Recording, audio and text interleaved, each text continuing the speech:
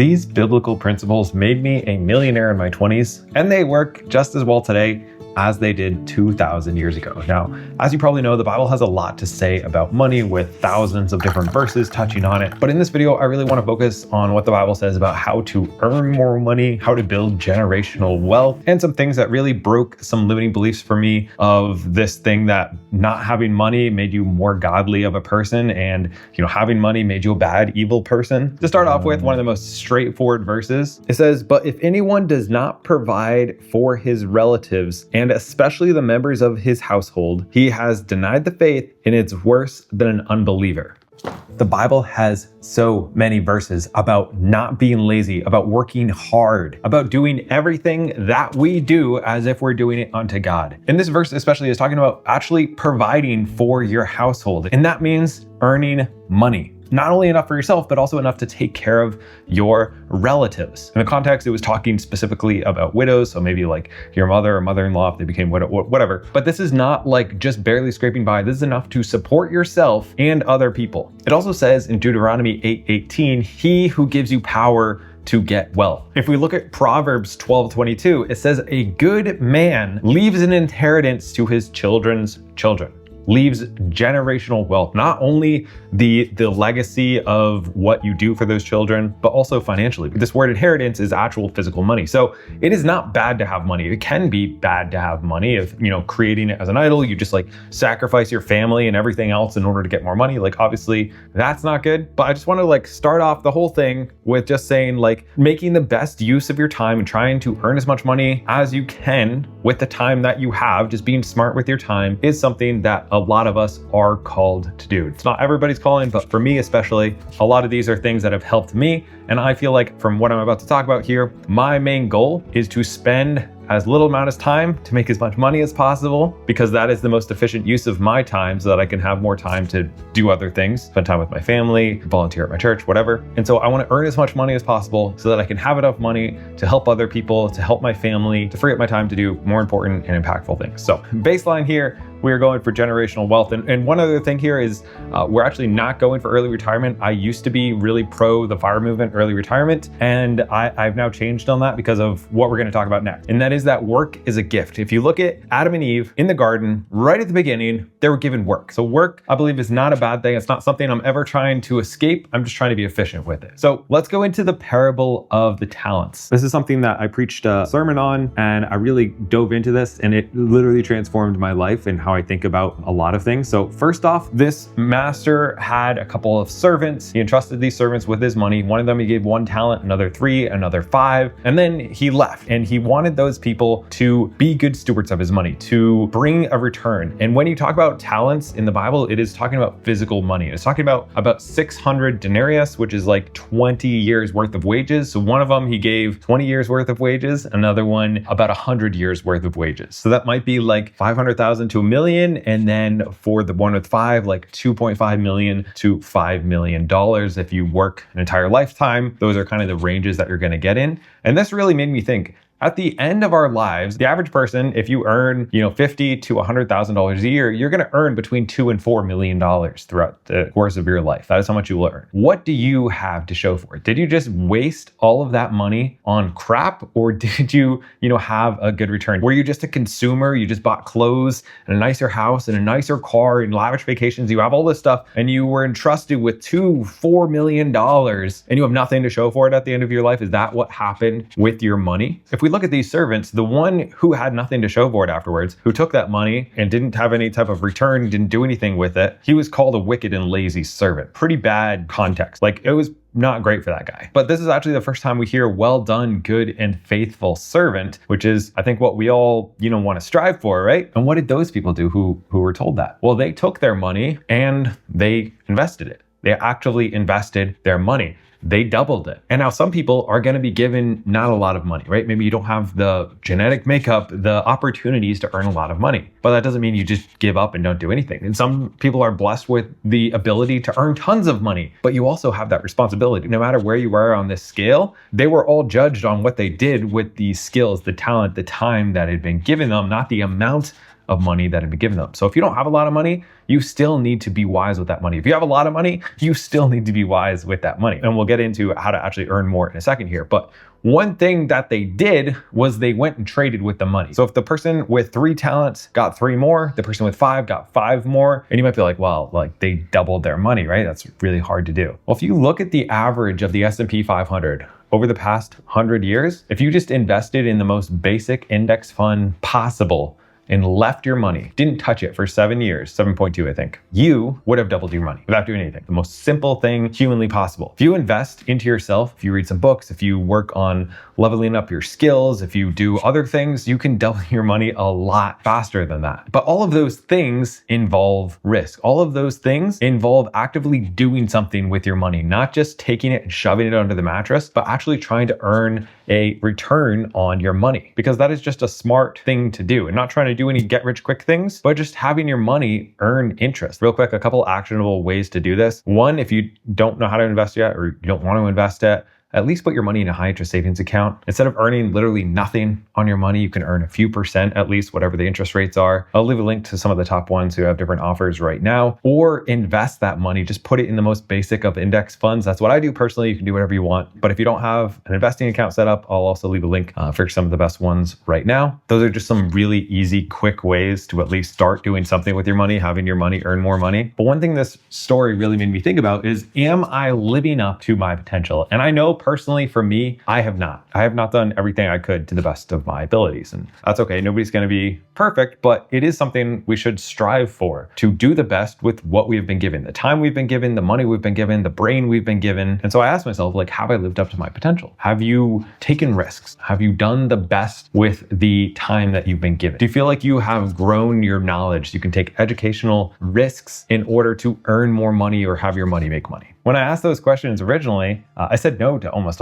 all of them. I've taken the easy road a lot of times. I've just wasted time on my phone or watching TV or video games instead of making good use of the time. The Bible says to redeem the time because the days are evil. And I think naturally most of us just do bad stuff with our time. We literally just burn our lives staring at a screen or just wasting it. I've also been selfish at times with my money and not been as generous as I should be. Another one that was big was I haven't always done the best I can with the time I have to increase my skills so I can earn more money. And I know there's a lot of other stuff in the Bible that I'm not touching on, but like, if you have that opportunity to earn $100 with your time, if you studied for an extra 20, 50, 100 hours on the nights and weekends, and right now you earn $50 an hour, so you could double your income by simply dedicating nights for like 6 months or 3 months to do that. And now you can double your income and you can help take care of other people and you can provide for your family. You can lower their stress. You can be generous to people who are in need. You can do a lot of better things, right? You can enjoy your life a lot more. If you can do all of that, you should. Again, this isn't for everybody, but for me, I always feel like I should be making good use of my time, redeeming those days to better my skills so I can earn more money, so I can help more people. That's one of the things that I'm good at is earning money, I guess. Real quick, if this video gets 10,000 likes, we will continue this biblical series. The last one hit 10,000 likes, and thank you to everybody who has helped the last couple of videos hit that. Really helps this video and this channel go out and reach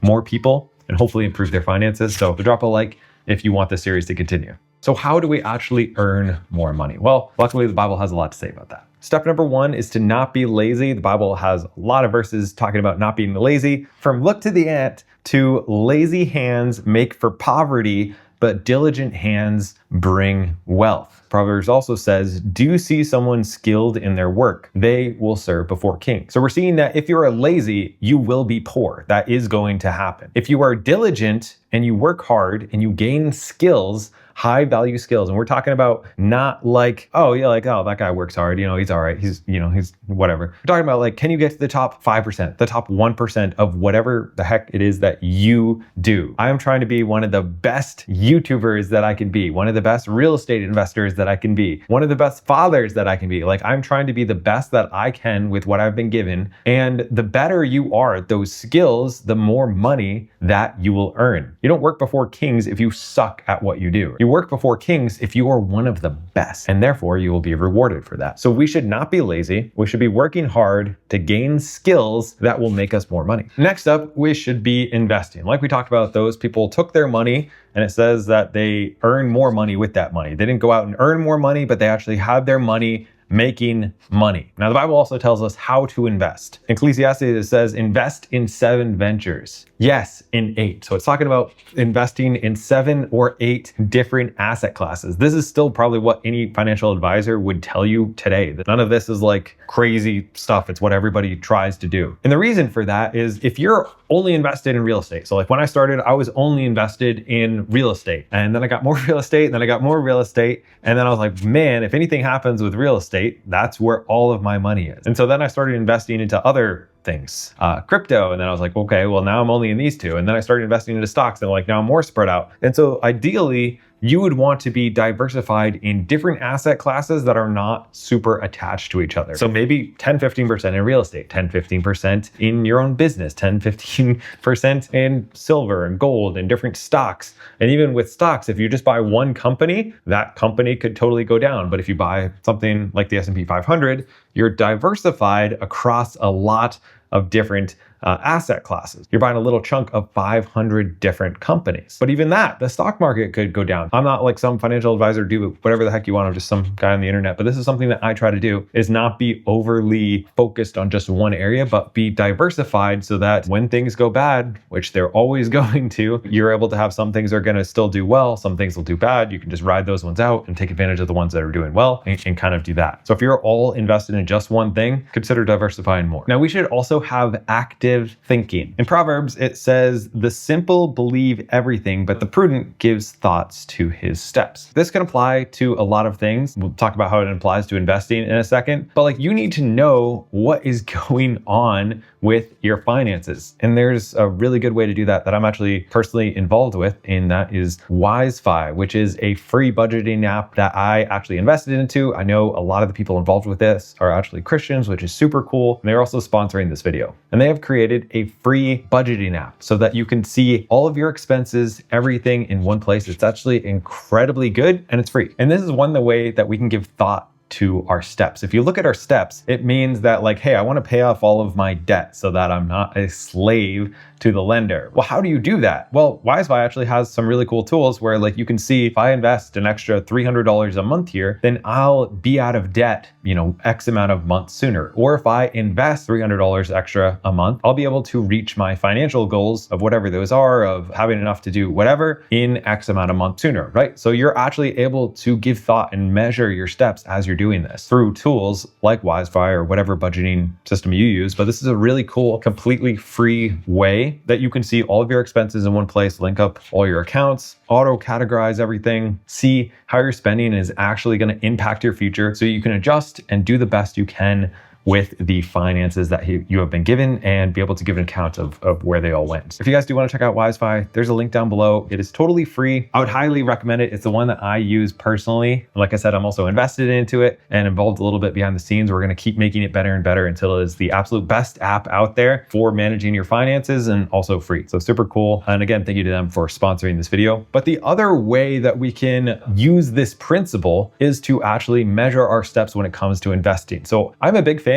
of not really investing into things that you do not understand. If you look at things like 2008, where people were way over leveraged, or a lot of times you hear horror stories about investing, it's because everybody's getting greedy. They're seeing like, oh, everything's going up. I'm just going to leverage to the max, buy all this stuff. I don't really know what the heck I'm doing, but like everybody's getting rich doing this. And then eventually it pops and people ruin their lives. Who do you hold responsible for that? Mass illusion that it could go on forever. And so one way to avoid that is to, again, be diligent with our time and study money. You're in the right place watching, a video like this. I have a bunch of videos on money, but also there's tons of amazing books. I think of The Simple Path to Wealth, which is just like literally an entire book about pretty much just buy index funds and then don't do anything. But if you want to actually understand what you're doing, buy some books on investing in real estate, buy some books on investing in the stock market, buy some books on starting your own business, whatever it is, so that you can understand and you can actually make measured steps. And I personally never invest into things that I do not actually understand. So I'm going to take the time beforehand to understand them before I ever put my money in there. And so far, every time I've done that, I haven't lost money and I've actually done well.